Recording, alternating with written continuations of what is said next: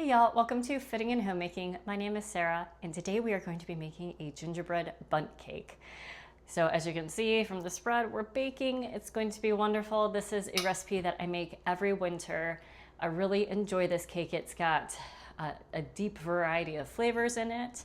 As you may be able to tell, we're going to be using some molasses. We've got lots of warming spices that just feel good to eat in the winter when it is cold out. This is the perfect recipe to bring to a holiday party if you are, on the hook for some dessert. It's a bundt cake, so that means it's super simple to make it look nice. You just, have your bundt pan. But without further ado, let's get started because we're on limited time per usual. This recipe is from Salt and Baker, so I will pop the link down below. Now the original recipe does have a glaze that you put on it, as do I feel like most bundt cakes. However, I don't like my cakes to be super sweet. I'm someone who likes cake, but I'll take one bite of frosting and then I can leave the rest. I don't need the rest of the frosting or the icing or the glaze or whatnot. It just makes it a little bit too sweet for me, and it overpowers the other flavors in the cake. So this glaze is a maple glaze, so you would need maple syrup, milk, and powdered sugar to do it. I'm not going to do that today just because it's not my preference to do that, and that's part of the joy of baking in your own home. You can make things to your preferences. So let's get started. We need to turn on the oven to preheat at 350.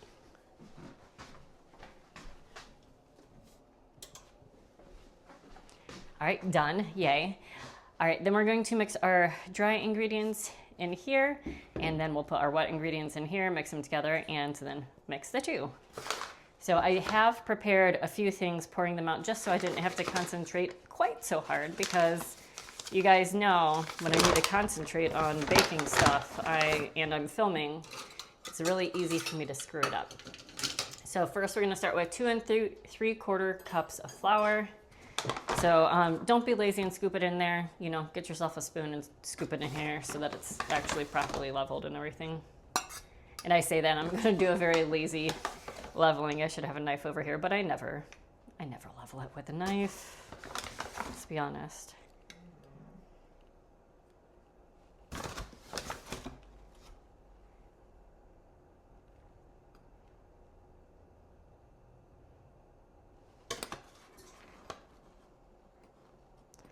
All right, level-ish, 1.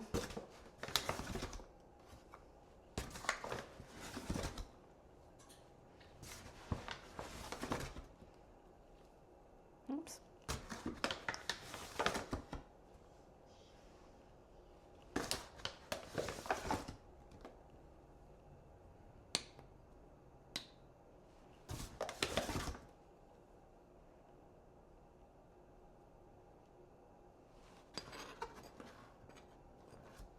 2, and then 3/4 cup. I am just going to use the small one 3 times instead of trying to go by the lines in there.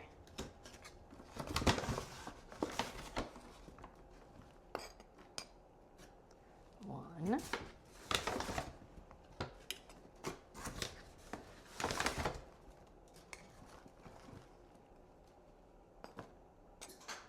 2.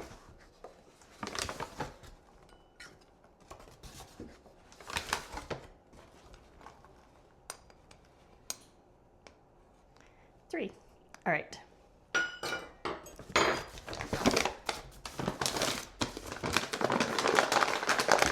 Done with the flour. Oops. Put it over there. All right. 1/2 teaspoon of baking soda. 1/2 teaspoon baking soda, not baking powder, which is coming next. 1/2 teaspoon. Sorry if the clinking is loud. All right, 1/2 teaspoon of baking powder. Well, I guess it didn't matter if I screwed it up, right? It's the same amount of each. There we go. 1/2 teaspoon of salt.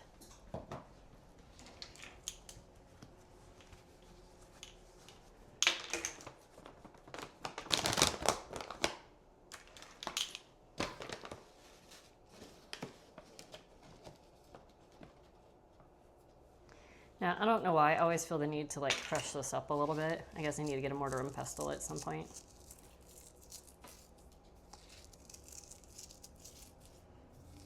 I mean, it's gonna dissolve, right? Because salt dissolves. All right, that's the salt. Now we're on to the other spices. 1 1/4 teaspoon of ground ginger. There it is.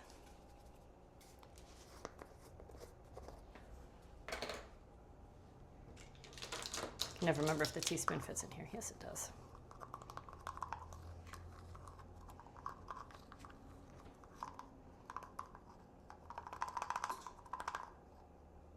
One.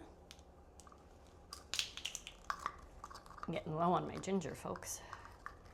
All that fall baking I did, I guess. And 1/4.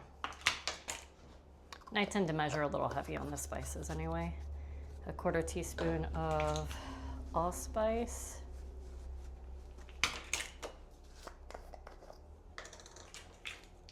It smells so good.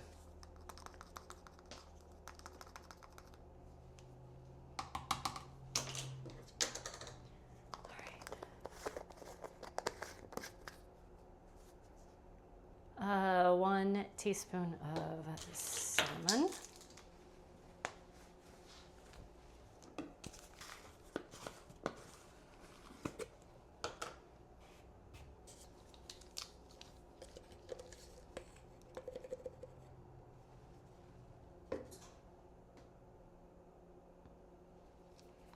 Fuzzy. All right.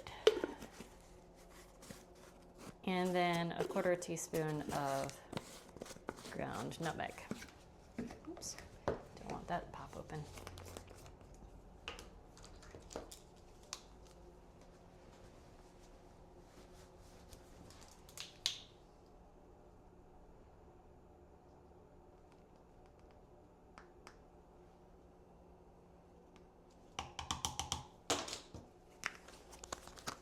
Perfect. So we're gonna whisk this all together. These guys can go up here. So as we all know, I will absolutely knock it over if it is right there. Right. And I love when you have the darker spices there into flour. It turns out such a nice color.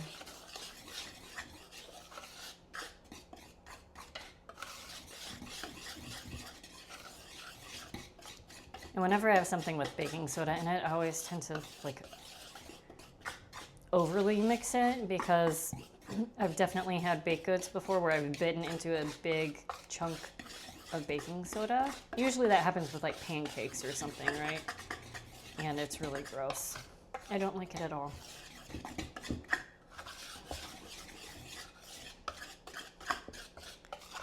That is looking pretty good to me though. Excuse me, I woke up a little congested this morning and it's just not clearing out amazingly. Okay, so we have done that. Let me put that over here so that I don't accidentally pour something in there. All right, and let me check the directions real quick. Medium-sized bowl, whisk all the dry ingredients, flour, baking soda, baking powder, salt, spices, in the bowl of your stand mixer, hilarious, stand mixer. Add the eggs, brown sugar, melted butter, buttermilk, and molasses. Okay. Mix on low until they're combined, and then add the flour into the wet ingredients. All right, see, super simple, nothing complicated with this. So I have my 4 eggs in here. I'm about to whisk that because it did say 4 eggs whisked on the ingredient list. So I'm gonna go ahead and whisk those before we mix in real quick.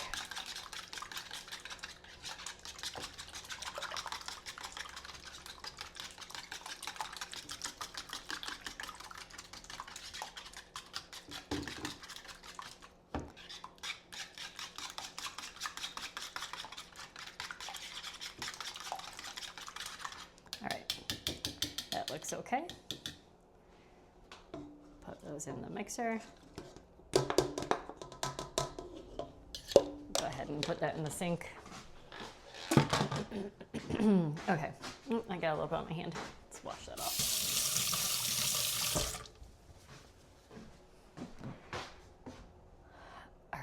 1.5 cups of dark brown sugar.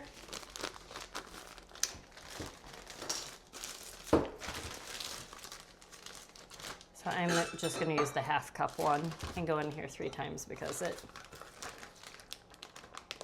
going to be a little bit easier to do that.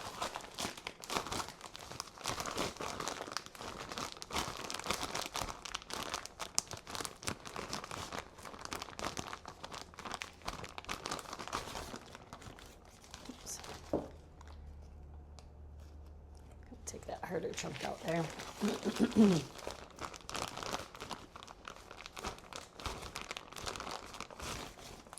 Great.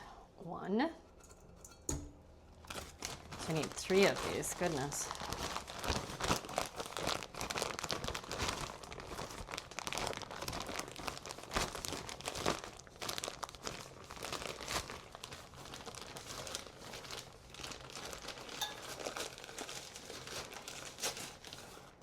Two.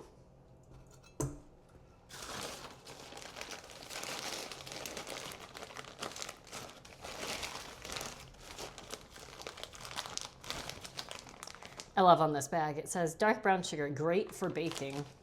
Not really certain what else you use dark brown sugar for. Maybe you guys can enlighten me in the comments below.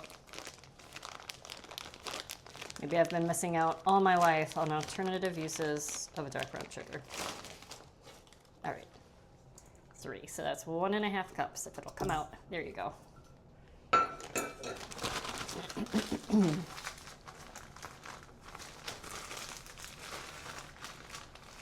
Then we need 1 cup of unsalted butter melted. And with the eggs, I did take the eggs out early so that they could come to room temperature. And same thing with the melted butter. I did melt it ahead of time so that it would get closer to room temperature. It's still a little bit warmer than room temperature, but that way all the ingredients will play nicely together. Also gonna go put that in the sink. All right, we have 1 cup of buttermilk. And I was a little bit more generous on the flour because I knew I very slightly overpoured the buttermilk. There we go. And this is one recipe that I do tend to buy buttermilk for. Buttermilk is not something that I generally keep as a staple in my fridge, which is, I feel like is blasphemous for like living in the South. But usually things that I use buttermilk for are like savory biscuits, so I actually prefer using a milk and sour cream mixture to substitute for the buttermilk. And we always have milk and sour cream. So that's generally what I use, but since this is a sweet baked good, a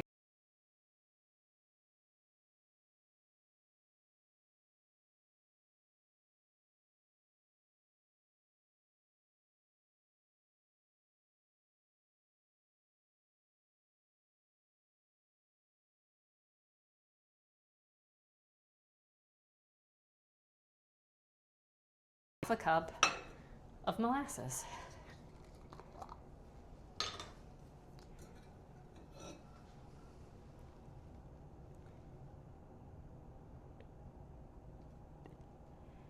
And if you're unaware, brown sugar is just regular sugar with molasses in it. So this recipe has a lot of molasses. The oven is letting me know that she is all ready to go.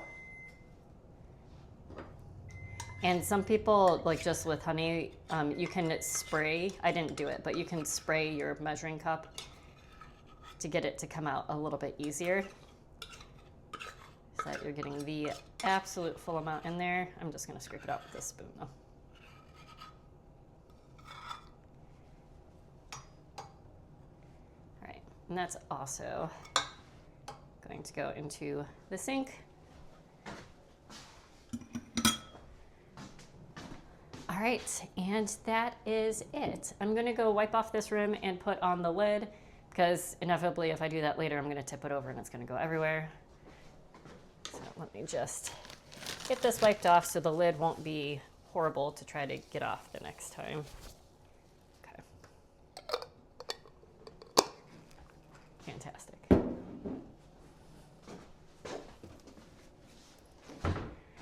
All right.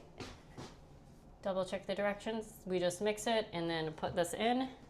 I'm gonna go ahead and spray the pan in case I forget.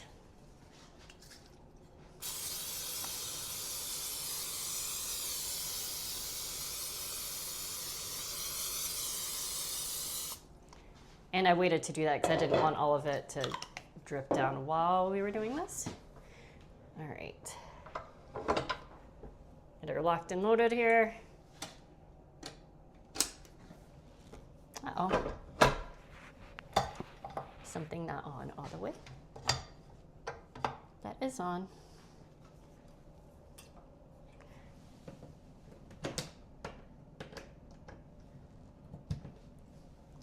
All right, let's try again. Here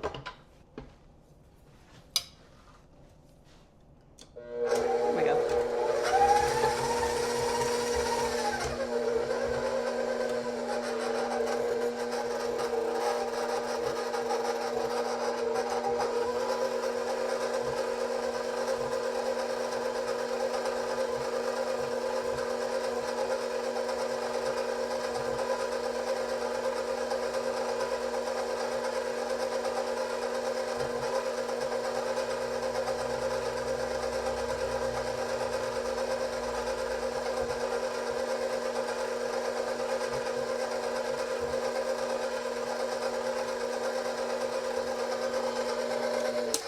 That looks good.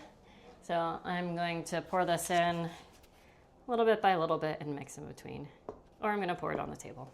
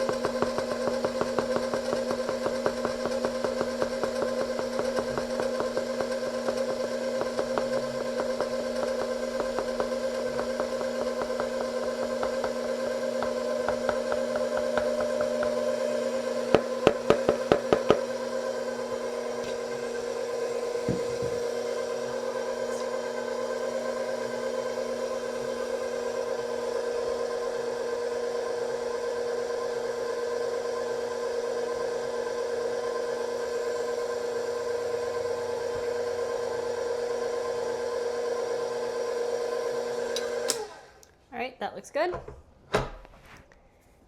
I am going to go ahead and I have my spatula here just to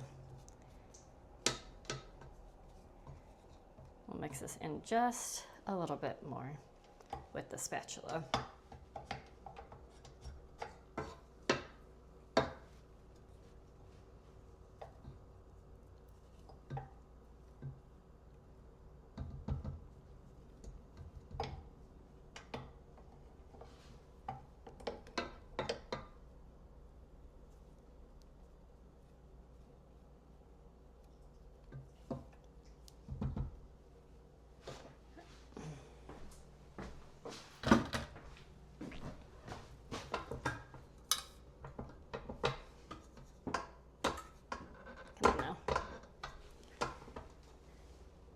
You guys, normally I struggle, I'm gonna unplug it since I'm screwing around with it. Normally I struggle with getting this in, not out. Come on now.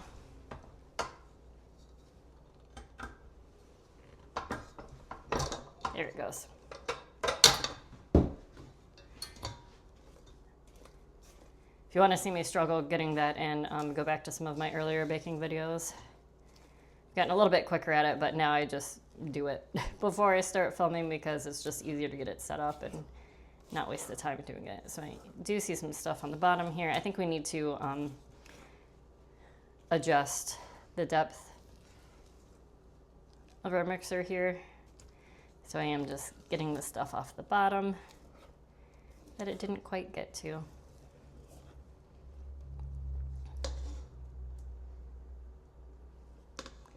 And this is a nice thick batter. A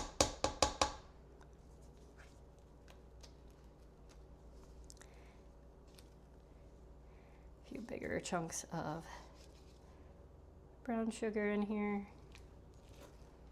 but those should bake out just fine. All right.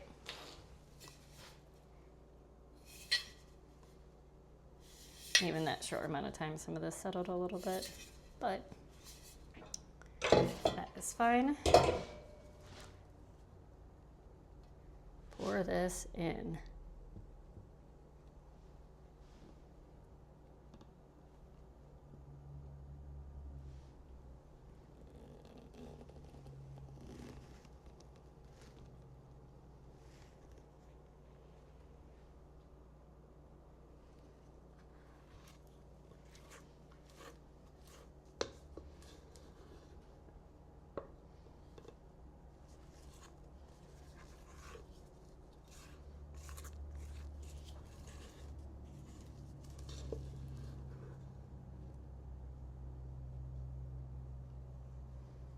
Guess it'd be easier to turn this than to try to reorient the bowl here.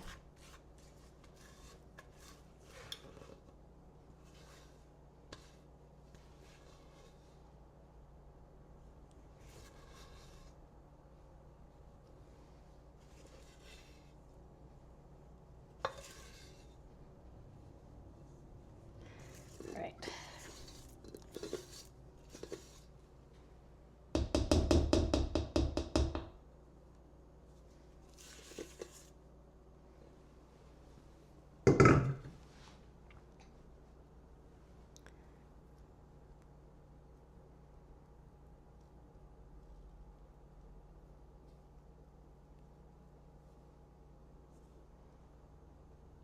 All right. Definitely made a little bit of a mess, but it's okay. We're baking. It's okay to be messy.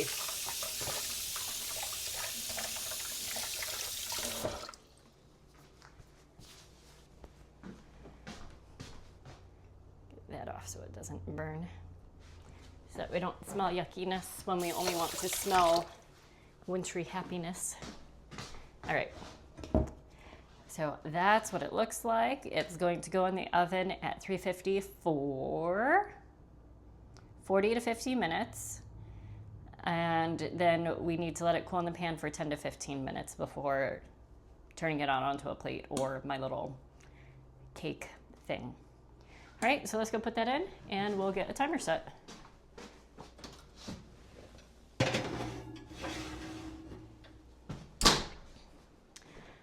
So like I said, easy peasy.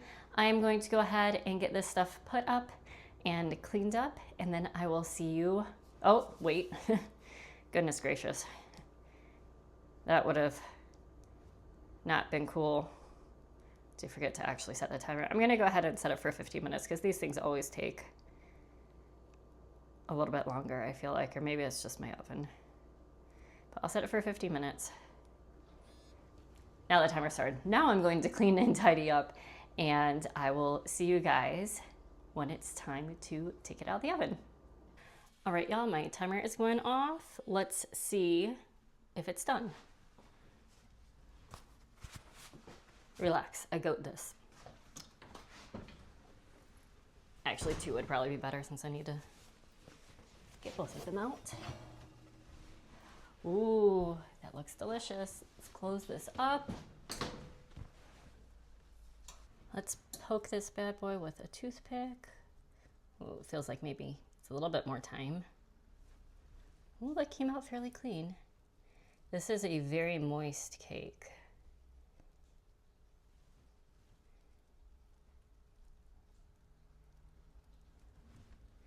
It's looking good, folks. Yeah, I think it's all done. Let's turn off the oven before we forget to do that. All right, folks, now that this is done, we're going to wait for it to cool for 10 minutes, and then we will go ahead and turn it over and see how well it comes out of the Bundt pan, and probably let it cool for a little bit longer, and then we will have a taste. And I am so looking forward to this. It has been smelling up the house, and it smells absolutely delicious, and I am in the mood for cake. Okay, y'all, it's been 10 minutes, so let's see if we can get the cake out of the pan. This is kind of an older Bundt pan, so I don't mind using a metal knife to make sure it's loosened up from the edges here.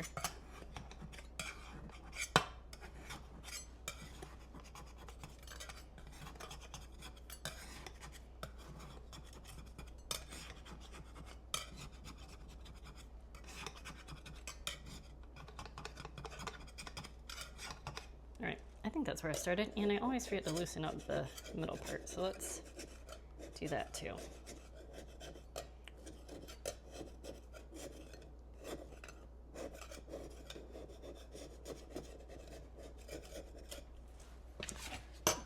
Good enough. We're not going for perfect. I'm not taking this to any parties. I just really want to eat it. All right, let's see how we do.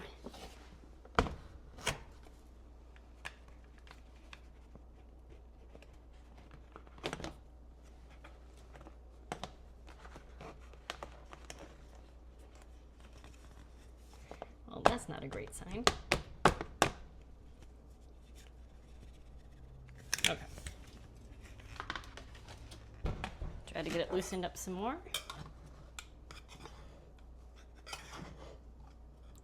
Not a good sign that it didn't just flop out though. This might be one of those situations where we just cut it up into slices if we were actually taking it somewhere. Or if you were going to do the glaze, a glaze can hide all sorts of issues with the cake coming out. Or maybe you strategically place some fruit there.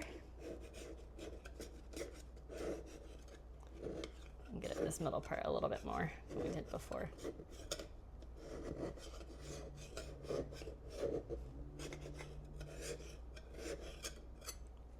All right, let's try that now. Ooh, there we go. Not too shabby. I figured there's gonna be stuff in here, but if you're doing a glaze, you could put glaze over that. That would be not a problem. And this in here is going to be delicious. My mouth just started watering so badly. Sorry, I'm quite hungry. As you can see, it's about 11:30, so usually I am eating lunch around this time. But let's go ahead. It's still a little bit warm, but I think it's cool enough to cut now. Get a plate. Here we go.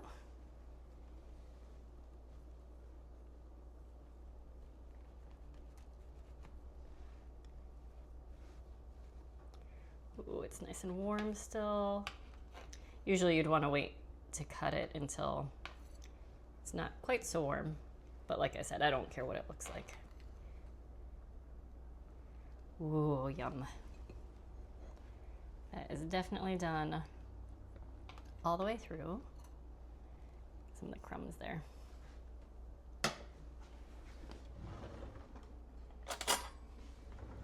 Okay, let's take it to the table to enjoy. All right, I still have a little bit of my tea left over, but let's take a taste. Ooh, it's got a nice crust there on what was the top in the pan, but the bottom now.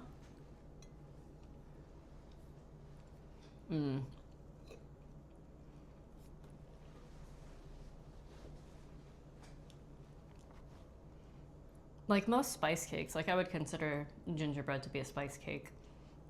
Like most spice cakes, it's just so flavorful, and it's not overpoweringly sweet, which I really like.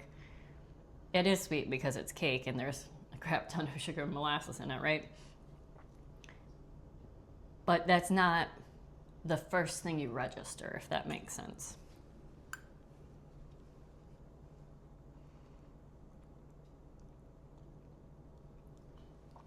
You can taste all of the spices in there, the ginger, the cinnamon, but those are actually not overwhelming. You can taste the allspice and the nutmeg.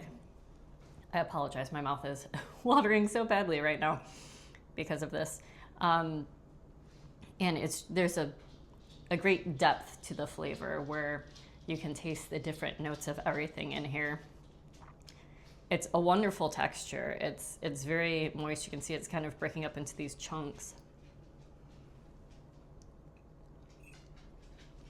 It's very soft. It's got a cup of butter in it, right? So it really does just kind of melt in your mouth with having a little bit of the crisp on the top edge there. This is so yummy. I'm gonna get some more of this crust here.